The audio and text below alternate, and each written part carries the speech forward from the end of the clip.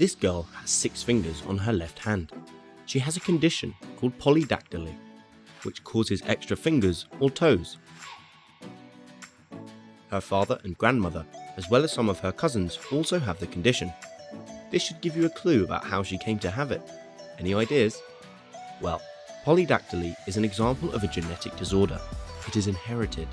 You inherit genes from your parents, and you have 2 copies of each gene, one from your mother and one from your father. Genes come in different forms, called alleles. Alleles may be recessive or dominant. So going back to polydactyly. Polydactyly is caused by a dominant allele, shown as a capital P. You only have to have 1 copy of this allele to have the condition. So in an example, the father has a copy of this allele, but the mother does not. We can show this using a genetic diagram. Offspring with 1 dominant allele, big P, and 1 recessive allele, little p, will also have the condition, whereas these offspring won't have the condition. Can you see what their genotype must be? Little p, little p.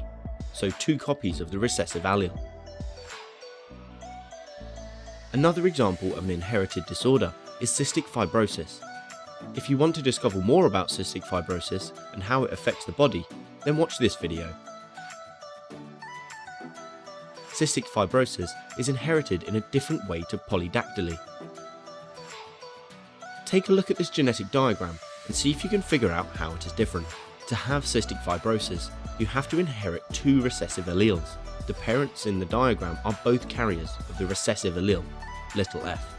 They do not have the disorder themselves, but they could both pass the recessive allele to their children.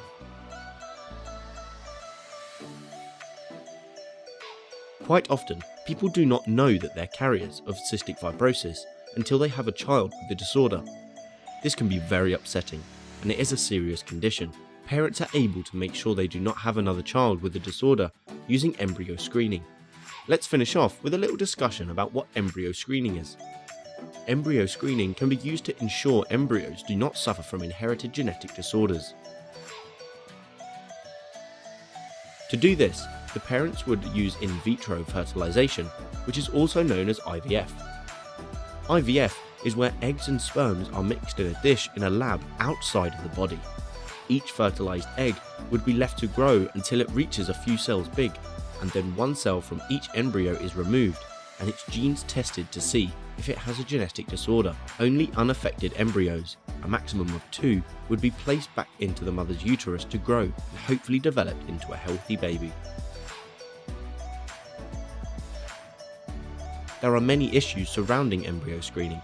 One ethical issue is that the unused embryos' potential lives are destroyed.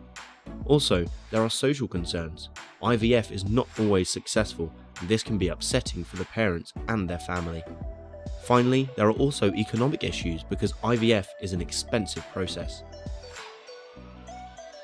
So there we have a few examples of inherited genetic disorders. These are inherited from your parents, resulting from certain alleles your parents have been carriers of.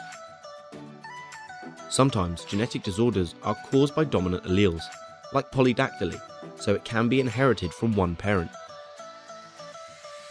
And others are caused by recessive alleles, like cystic fibrosis, so both parents need to carry the allele. If you liked the video, give it a thumbs up, and don't forget to subscribe.